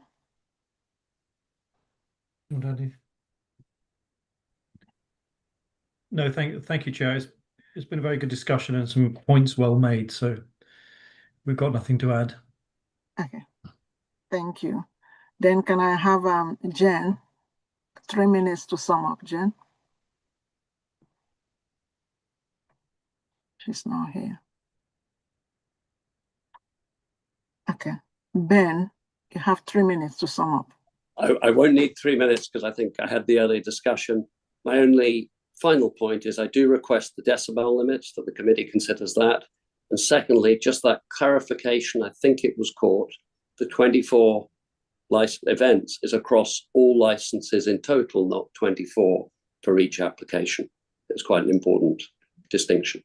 I think that's captured. I just want to be clear it was. Thank you.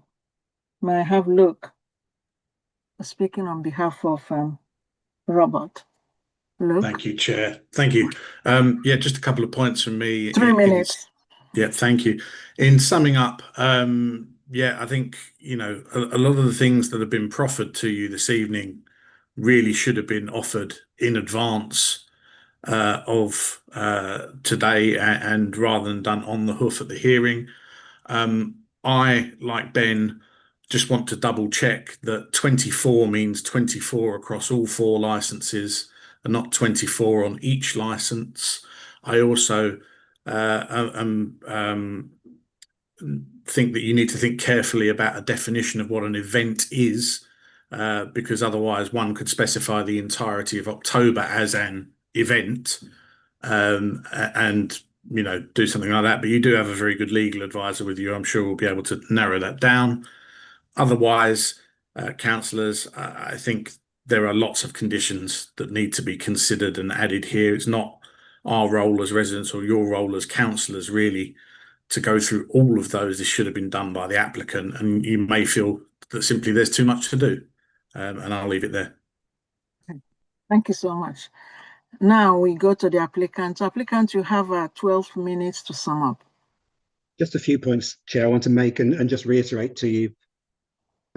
First of all, this isn't about extending the hours. The hours that we've got to find, they're also conditioned by planning. We are not extending the hours that are already permitted by the licenses which have been in use for the last 12 months without any difficulties at all and without any intervention by any of the responsible authorities. The responsible authorities do not object today. They were told about the applications. They have an opportunity to quiz us or to make objections if they had any concerns at all about the fact that if these applications are granted, they're going to increase problems, antisocial behaviour, noise nuisance, anything like that. The responsible authorities could also have objected. They haven't. There is a natural restraint on us by having the hotel on site, a 13-bedroom hotel, which is going to have residents in it 24/7. 24 hours a day, those residents in the hotel have got to be kept happy. If we don't keep the residents in the hotel happy, then we're going to start losing revenue from the hotel. So it's in our vested interest to make sure that they are not disturbed at all. And in terms of the cap on occasions, I'm happy to confirm again that it would be over all of the licenses and not 24 for each license. Thank you, Chair.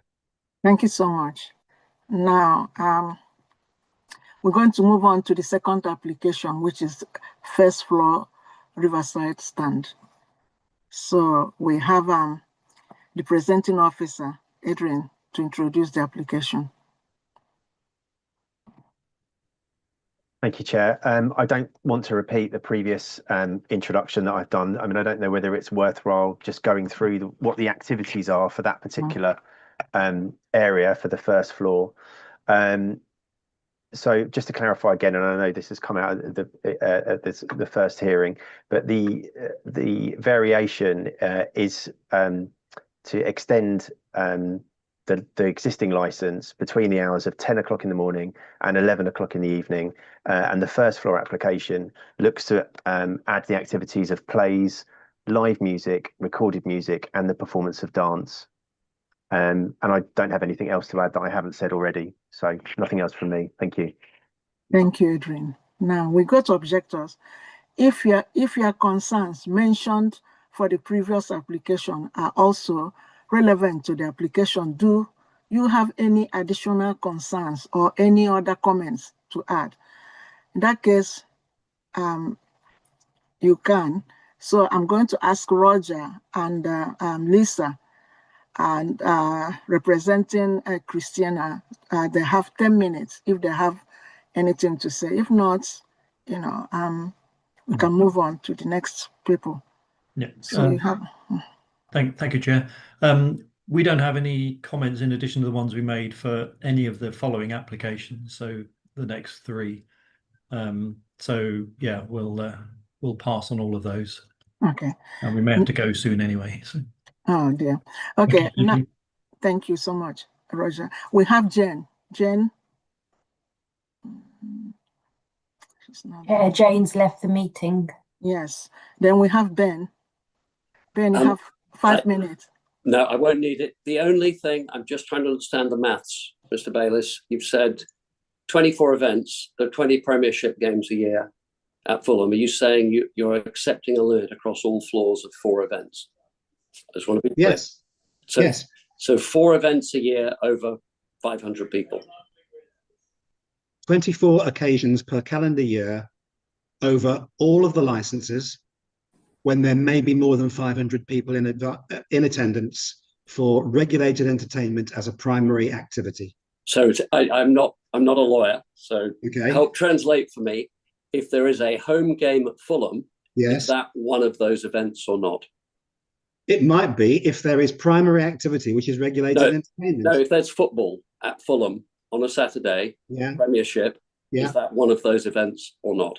Highly unlikely, because any So we're talking 24 events a year. I just want to be clear. Yeah.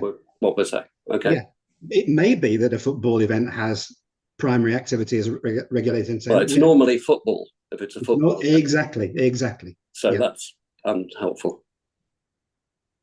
Okay, we have Luke on behalf of Roberts. Luke, 5 minutes. No, like the other objectors, my concerns have been addressed to all 4 applications that you're hearing this evening, and they are the same for each application. I would just encourage a look at when regulated entertainment is regulated and when it's not, and what amounts to a primary activity and what doesn't. And of course, you've got your legal advisor in that regard. The 24 events per annum across the 4 licenses is helpful.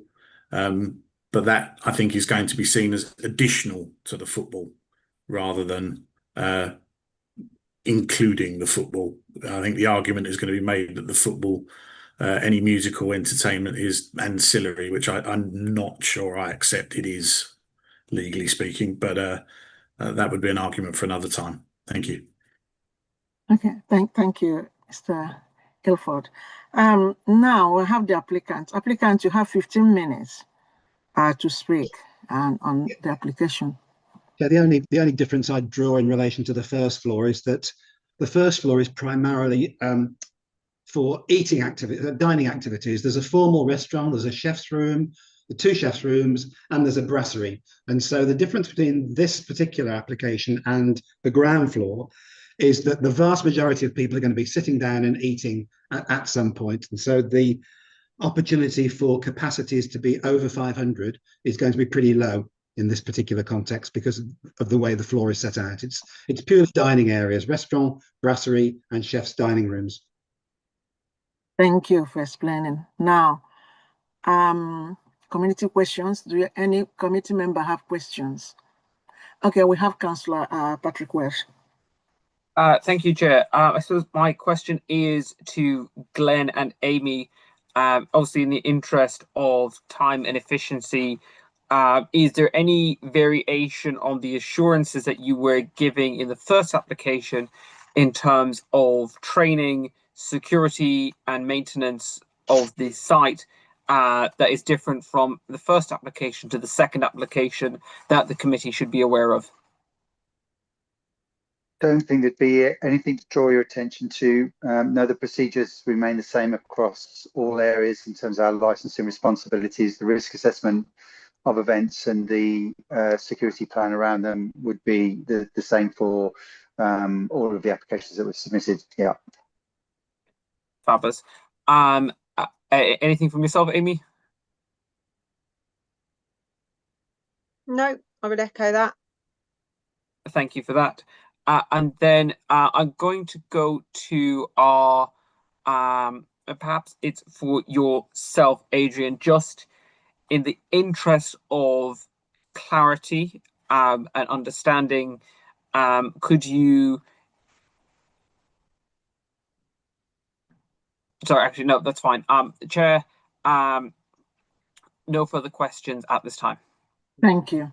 Okay, we have Councillor Khan, your questions, comments. Thank you, Chair. So my first question is, will live music and dancing be held regularly or only occasionally?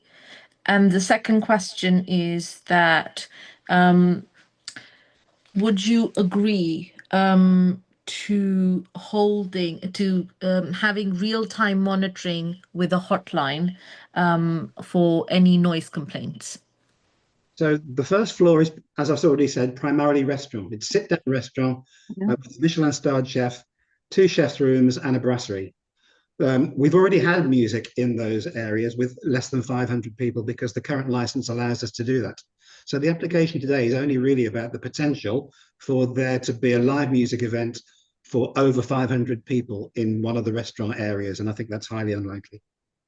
I thought I visited the first floor, so I know that there's a restaurant, but there's also these big hall rooms with, as you mentioned, those partitions that can be opened up. So that's why I want to know if there will be live music, let's say a DJ night. Will those be something that you plan to have regularly or occasionally? I would think it's highly unlikely that they would be regular, but I don't know whether Glenn wants to answer that question. Well, I think in terms of this license, it's about the permitted activity over 500, isn't it? So there's still a cap on the events across the site in any case. So they could only be as regular as the cap would allow us. But yeah, I mean, we would like to have regular live music like jazz on that floor. Maybe string quartets, that kind of thing. They are dining floors, so they don't really suit themselves to kind of live rock music or live dance music, that kind of thing. I mean, it has to be conducive to the dining environments that are on that floor, because wherever you played music on that floor, it'd be audible in those restaurants. Okay, thank you. Any further questions? I don't have any questions, so I'm going to go to summing up. Can I ask do parties have anything further to sum up on? Any parties? Both objectors? So I'm going to ask the licensing officer to sum up. Nothing else from me. Thank you, Chair. Okay. Objectors, do you have anything to sum up? Like Lisa and Roger? No, nothing from us. Nothing. Jen is left. Ben, do you have anything to sum up? No, thank you. Okay, what of Luke on behalf of Robert? Luke? No. Nothing from me, Chair. Thank you. Okay. The applicant solicitor, you have 6 minutes to sum up. Have you got anything to sum up? Nothing to add, Chair. Thank you. Okay. Okay. Now, the committee will now retire and take decision in a separate room. You are welcome to remain in the meeting to hear the committee's decision. If you do not want to wait, a summary decision will be published on Council's website tomorrow morning. Can I ask the members to switch off their phone and join me in the retiring room? Thank you.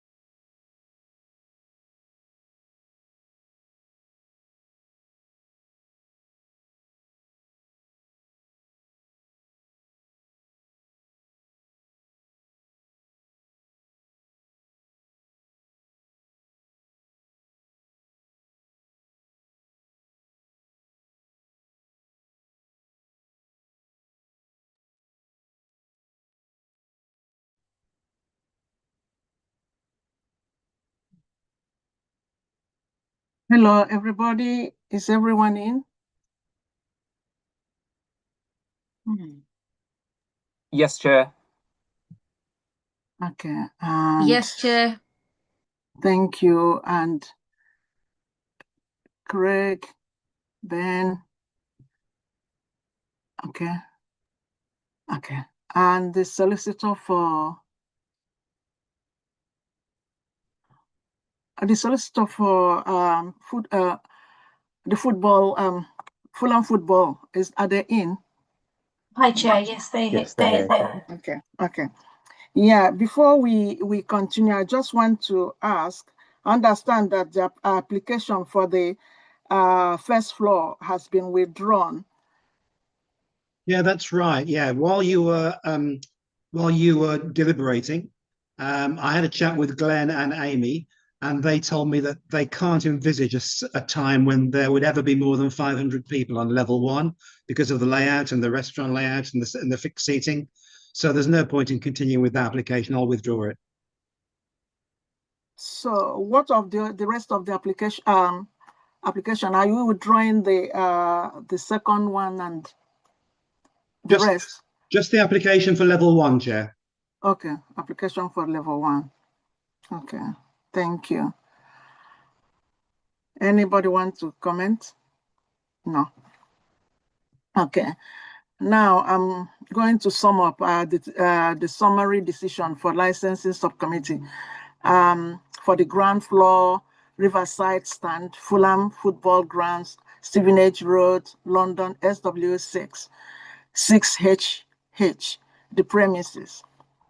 The committee has considered an application for variation of existing premises license to add provision of plays, films, indoor sporting events, live music, recorded music, and performance of dance, all indoors, Monday to Sunday from 10 a.m. to 23 hours under the Licensing Act 2003, the application. In summary, the committee has decided, after taking into account all the individual circumstances of the case and the promotion of 4 licensing objectives, to grant the application as follows. 1, to add to the existing licensing the following licensable activities provision of play, film, indoor sporting events, live music, recorded music, performance of dance, all indoors from Monday to Sunday, 10:00 hours to 23:00 hours. 2, to add to existing licensing the condition proposed by the applicant at the hearing as follows. A, to restrict the events that are taking place at the venue to no more than 24 per calendar year, where more than 500 people attend and where licensable activities are taking place, and this will include the football matches. B, to submit a risk assessment plan for each event that involves more than 500 people, where licensable activities will take place. C, a noise limited device to be installed at the premises. The noise limiting device to be set up at level of suitably qualified person of the council. 3, the committee decided to impose to the existing licensing condition for applicants to keep written records of proactive external noise assessment and for the DBS to take the minutes of meeting with the residents. A copy of this committee's full decision, including its reasons and full text of the condition added to the licensing, will be sent to the parties forthwith. If the applicant or other person who has made relevant representation is unhappy with the decision, they are entitled to appeal to the magistrate court within 21 days from the date of notifying the full decision. Is that okay? Thank you, Chair. Thank you. Thank you. Sorry. God. To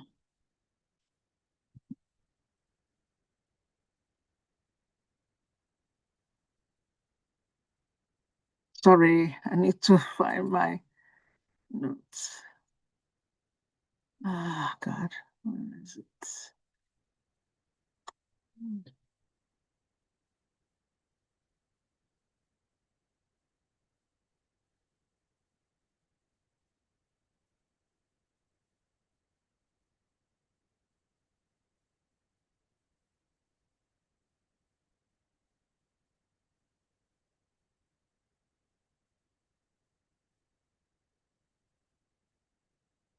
Yeah.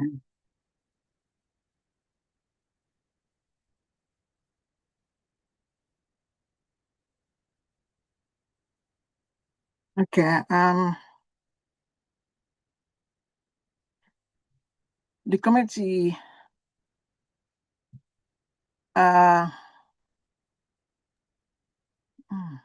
Yeah, just to let you know that the next application we're considering is for second floor Riverside stand. Yes, I do understand. I'm looking for your notes. It's sent for that.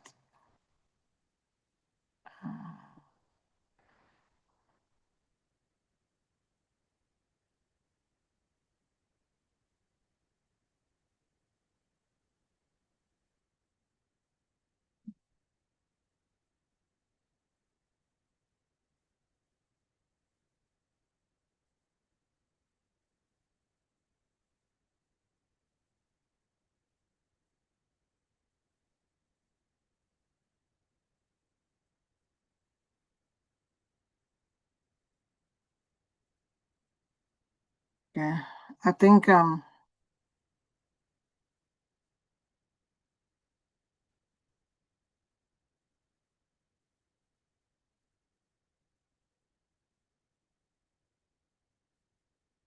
okay, Would you like me to forward you a physical copy? yes, please, because I can't find the other copy sent.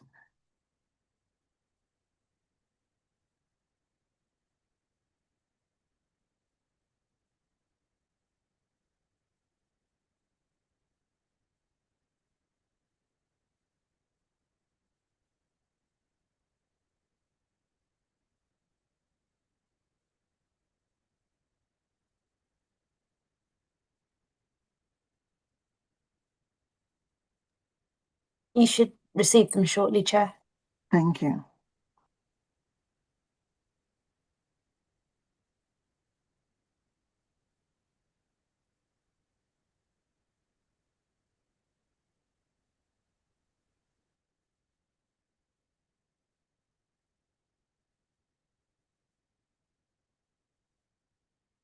Okay, sorry about that.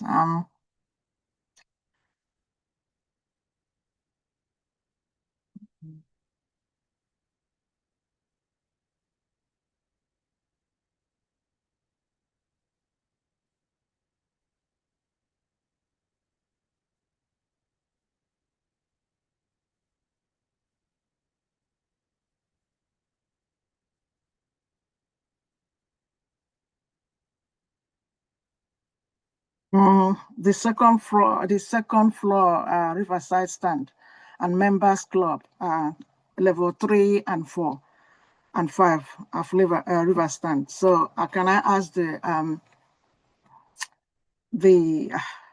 I ask Adrian to tell to present the presenting officer, Adrian, to present it.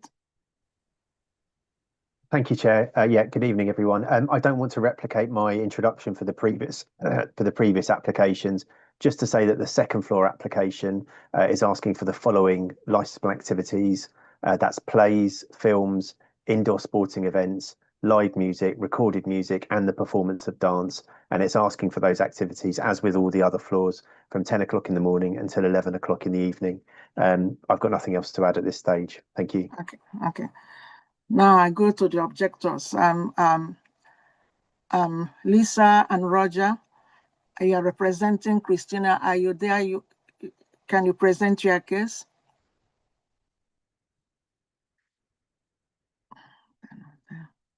Okay, is Jen there? Ben?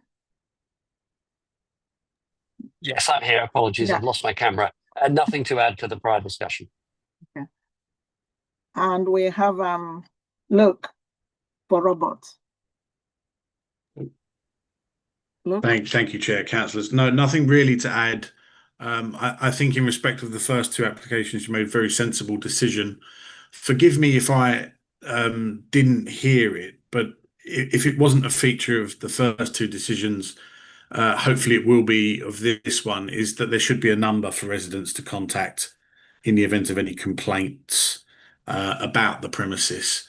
But that is all I have, Okay. I'm afraid, Chair. Thank you, other than what was said earlier. Okay. Now the applicant, solicitor, you have 15 minutes to speak. Chair, thank you. On the basis of the decision you've made in relation to the ground floor and my withdrawal of the application for the first floor, I would like to offer that the conditions that you've added to the ground floor license be also offered in relation to the second floor license. Chair, I think that's all I need to say. Okay, thank you. And now we ask the committee members if they have any questions to ask. No questions, Chair, to ask at this stage.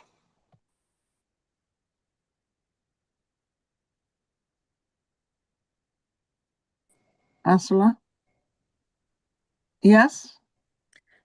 Just a small question, which is that will you keep in mind that or try to prevent overlapping events on different floors from overwhelming the site? And because there'll probably be film screenings as one of the possible events, is there any mitigation for too much light spill from the second floor events? So, good question, Councillor. In relation to the second floor for films, there is a discrete area where they will be shown. It's as far as the license plan, they've created a small cinema on the second floor, and that's where films will be shown. It's not intended that it would be throughout the entire level. Okay, and if I can just further probe that, are there adequate exit routes and lifts available for the second floor events? Oh yes, absolutely. Yes, it's all set out in the fire risk assessment.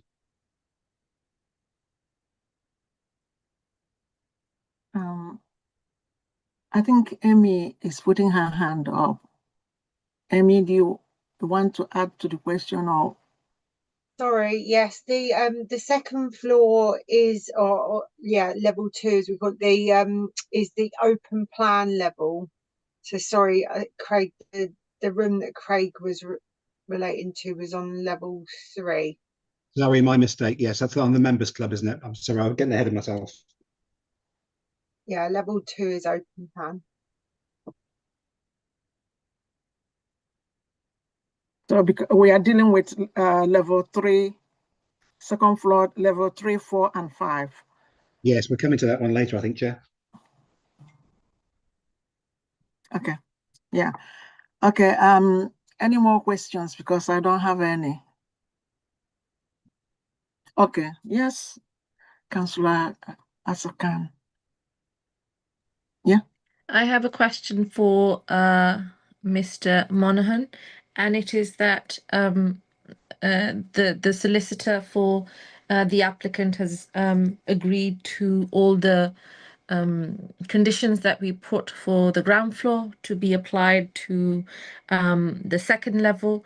Are there any concerns that you still have for the events that might take place, or any concerns that you still have that you think are not covered by what they've already offered to agree with? Thank you. No, I mean, my focus primarily has been on outdoor music noise and this definition of indoor-outdoor. So the limiter, provided there's a sensible limit, is obviously very helpful on that. And that really relates to the top floor where the noise goes everywhere and the outdoor ground events. So I think that is, if the noise limiter is effective, that obviously covers some of those issues.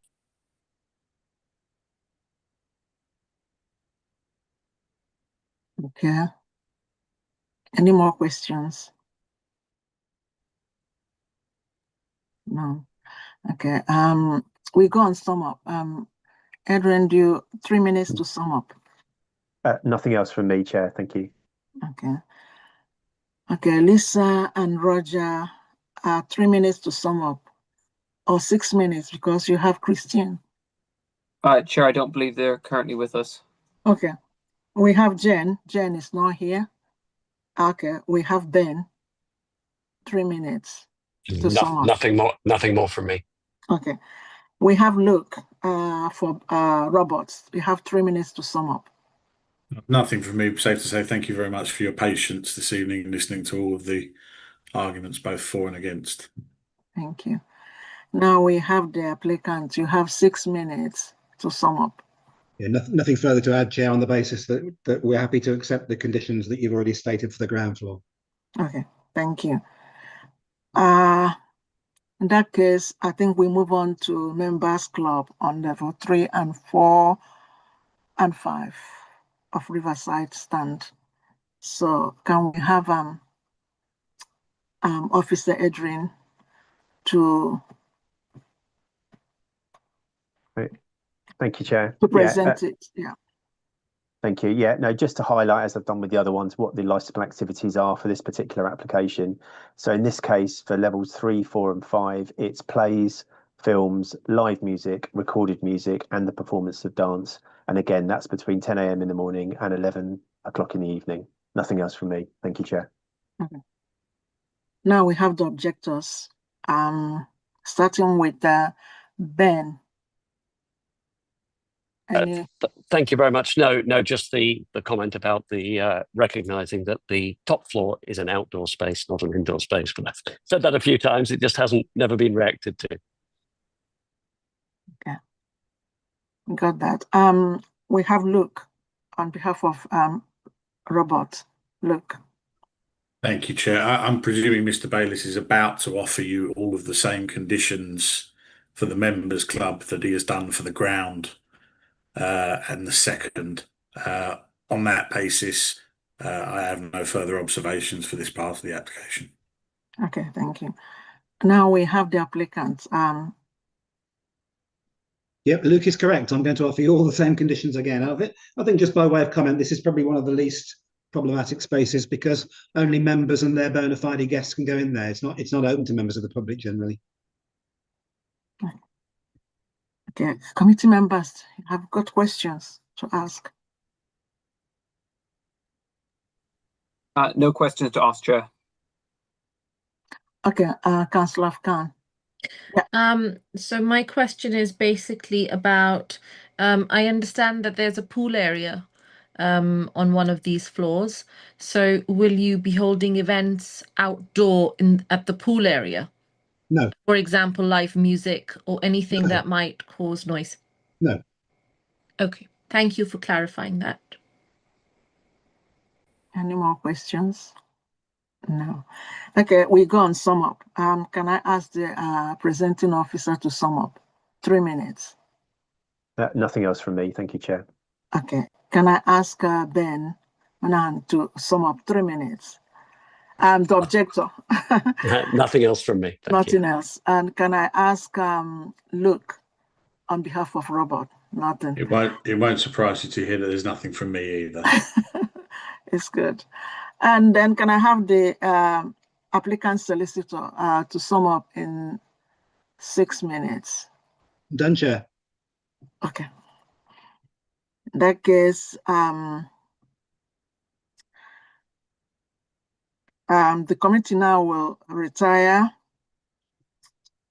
Committee now will retire and then deliberate for 10 minutes, and the committee will come back and said if you are welcome to remain in the meeting to hear committee's decision. If you don't want to wait, a summary decision will be published on council website tomorrow morning. Can I ask members to turn off their video, mute their microphone, and join me in the private room for discussion?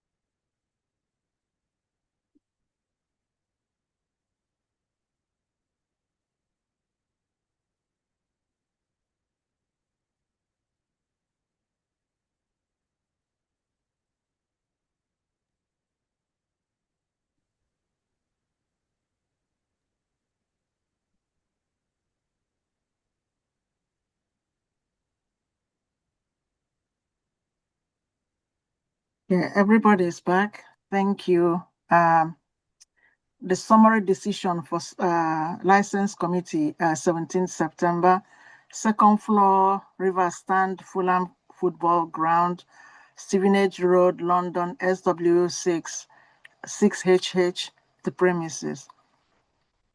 The committee has considered an application for the variation of existing premises license to add provision of plays, provision of films, indoors sporting events, provision of for live music, provision or recorded music performance of dance, all indoors only, Monday to Sunday from 10 o'clock to 11 o'clock under the Licensing Act 2003.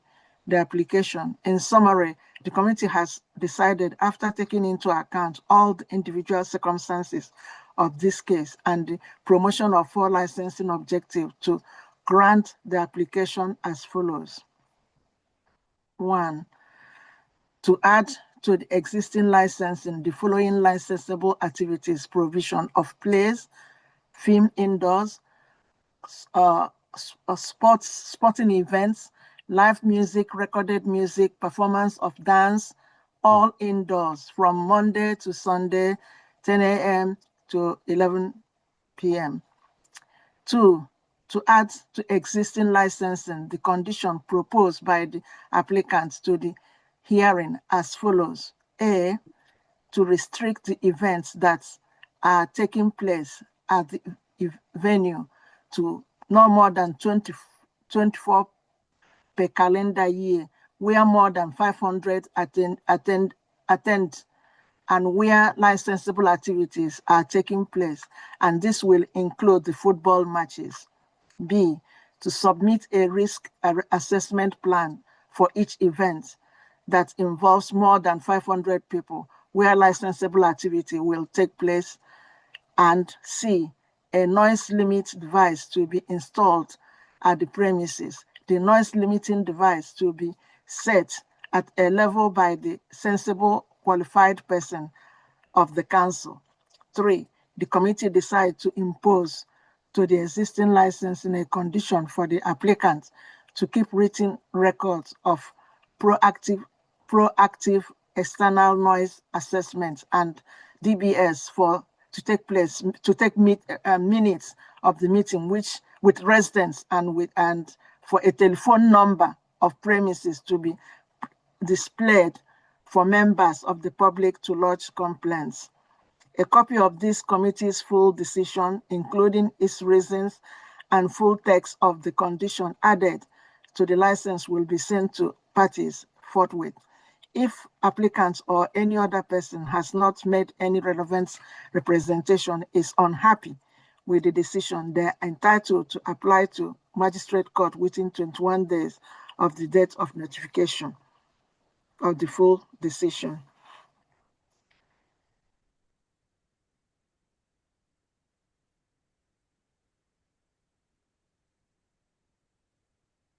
Okay, the summary, this is member club on level 3, 4, and 5 Riverside Stand, Fulham Football Ground, Stevenage Road, London, SW6, 6HH, the premises.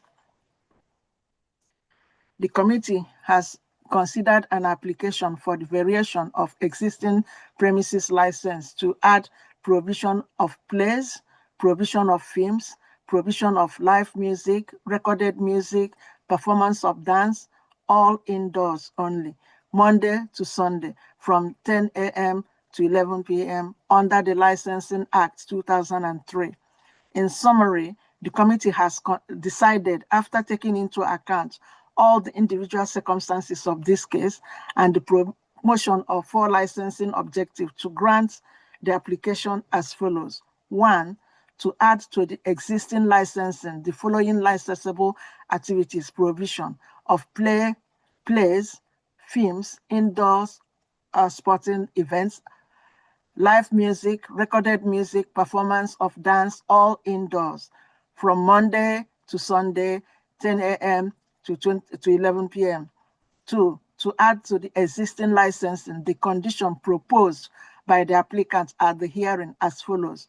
A, to restrict the events that are taking place at the venue to no more than 24 per calendar year, where more than 500 people attend and where licensable activities are taking place, and this will include the football matches. B, to submit a risk assessment plan of each event that involves more than 500 people, where licensable activities will take place.